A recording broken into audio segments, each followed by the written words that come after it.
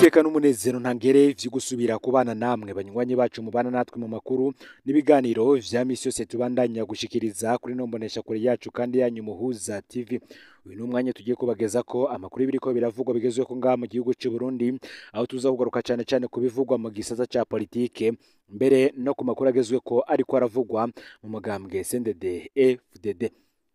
Turaza kugaruka ku bategetsi benshi batandukanye kandi banajejwe amabanga hambaye mu gihugu ndetse no mu mugambwe, aho muza kumvamwo nk'umunyamabanga mukuru w'umugambwe ku rwego rw'igihugu Reverend Ndikuriyo, umukuru w'igihugu Varisito Ndayishimiye, ndetse mukaza kumvirizamwo byinshi mu byo twiganiriwe n'inararibonye z'urugamba rwa FDD, aho yatwiganira ico bise umucezo wa ndani canke se urukino rwabo mu nzu. Ni imvugo yakoreshejwe cyane mu mugambwe CNDD-FDD.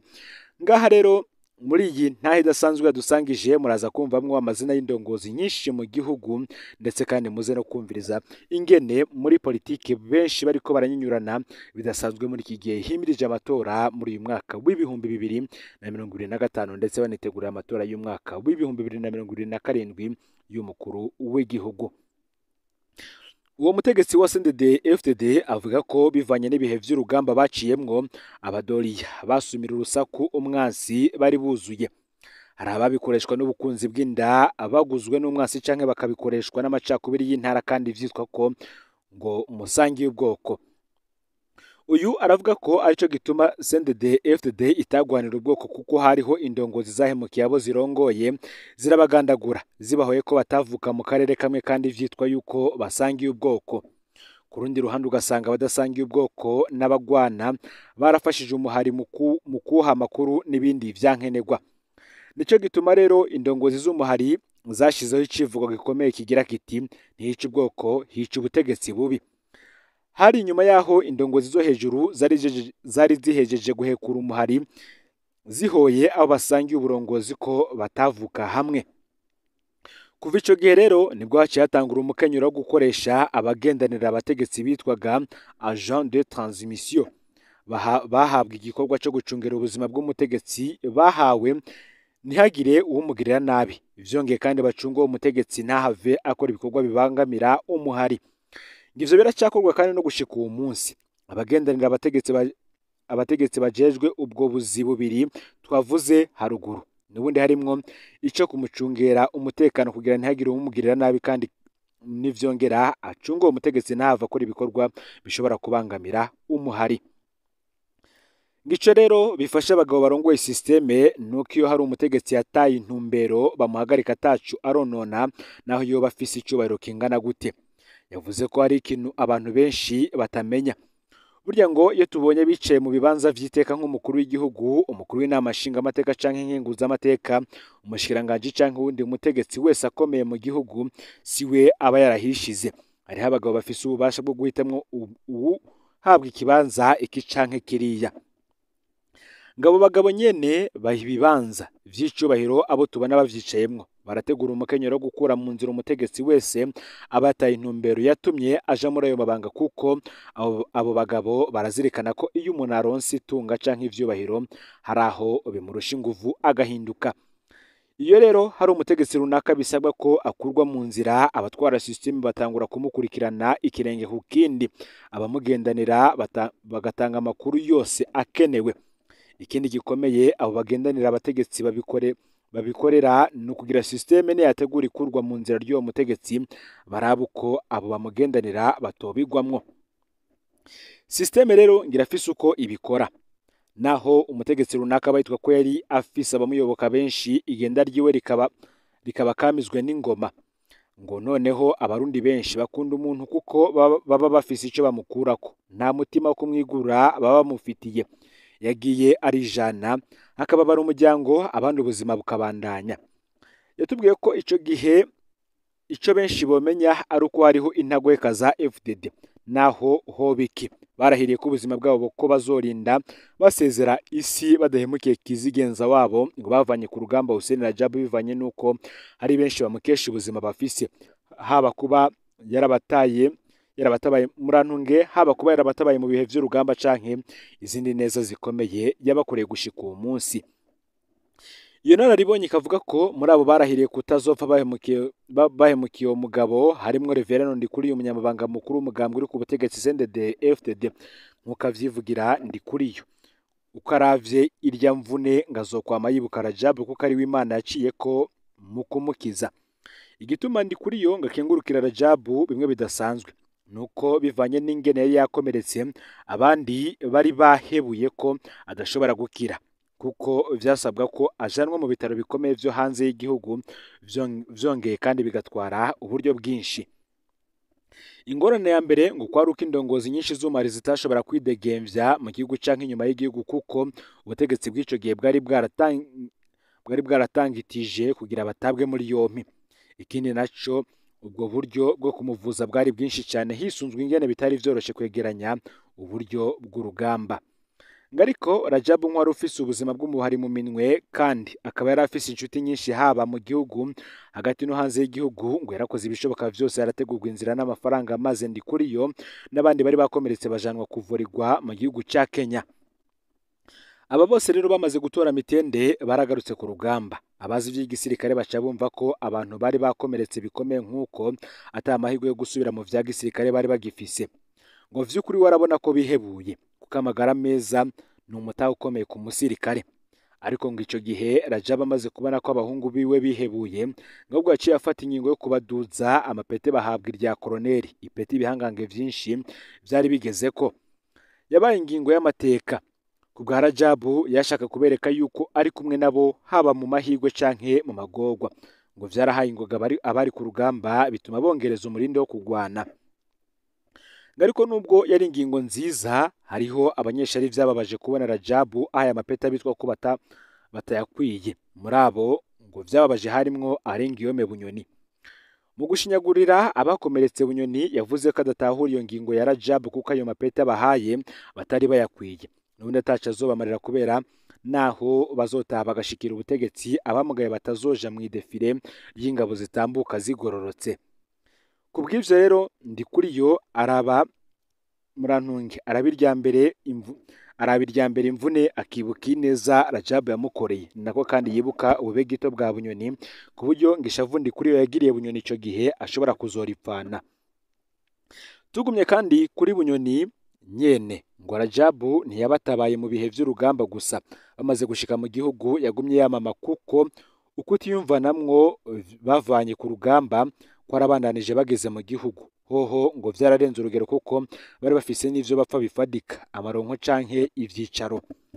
Nko mu mwaka w'ibihumbi 2011 Rajab amaze hafi imyaka 4 mu mpimba yaraburiye Bunyoni yateguriye guhabwa isumo.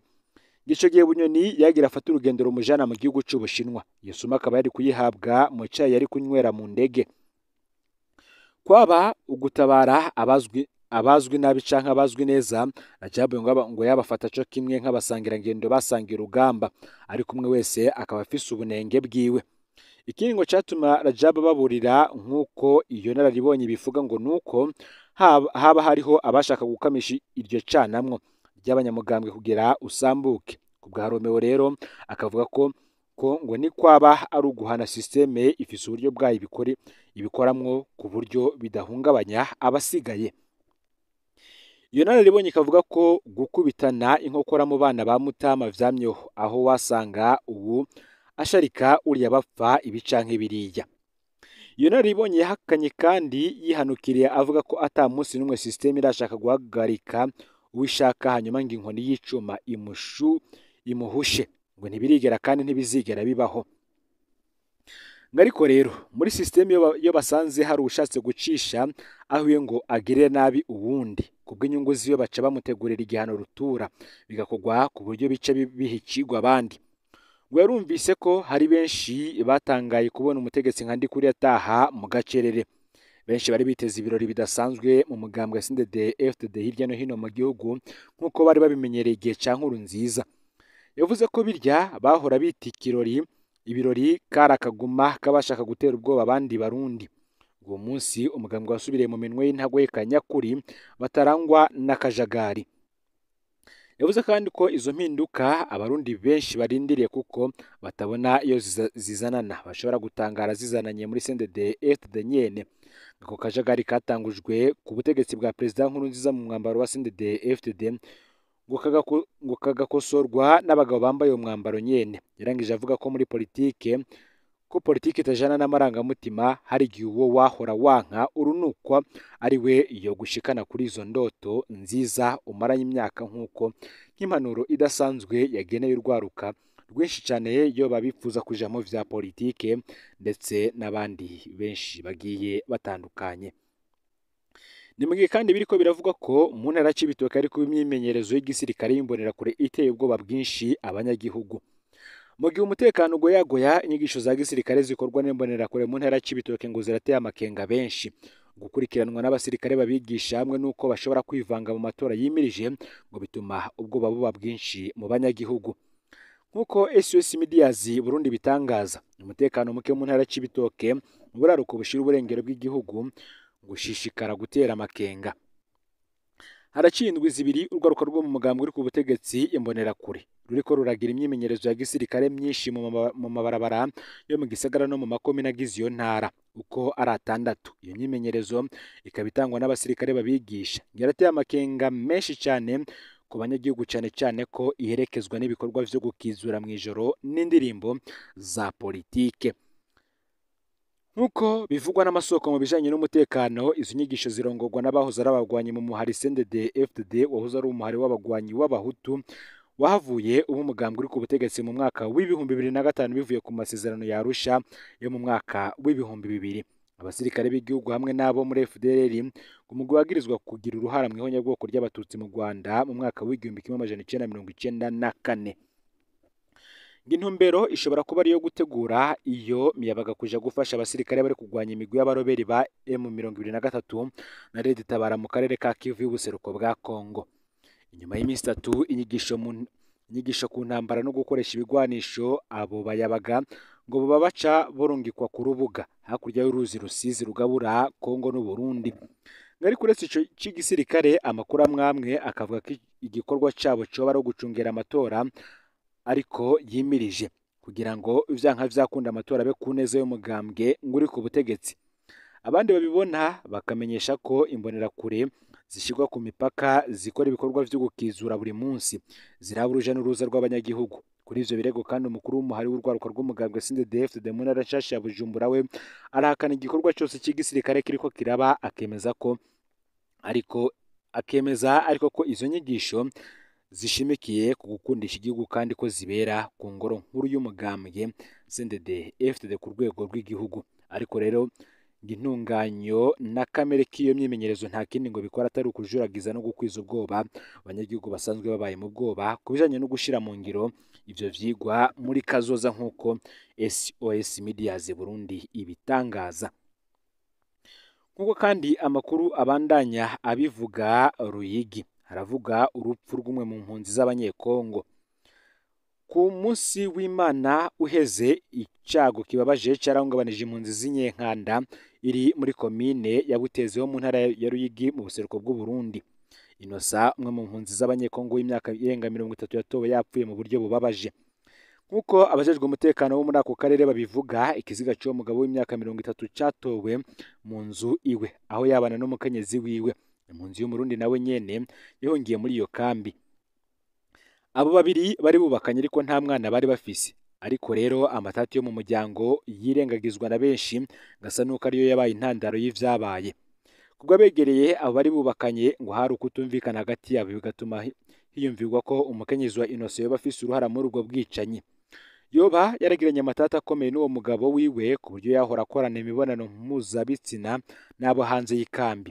Abashinga intahe bakaba bibaza ko abo bantu boba bafise uruhara mu rupfu rw'uwo mugabo. Inyuma y'iryo bara umukenyezi ntawamenye irengero ryiwe. Igipolisi kikaba caratanguye amatohoza mu ntumbero yo kumenya abakoze iryo bara ribishe. Ivyo zatumye kandi haba ubwoba mu muryango w'impunzi ziri muri iyo kambi, aho ibintu nk'ivyo bigoma bihungabanya abantu basanzwe barahungabanijwe n'ubuhungiro. Indongozi zemera gukora ibishoboka vyose mu ntumbero yo gutorera umuti ingorane, kandi amatohoza ariko arakorwa mu ntumbero yo kumenya abakoze iryo bara no gutora uwo mwigeme atazwi irengero.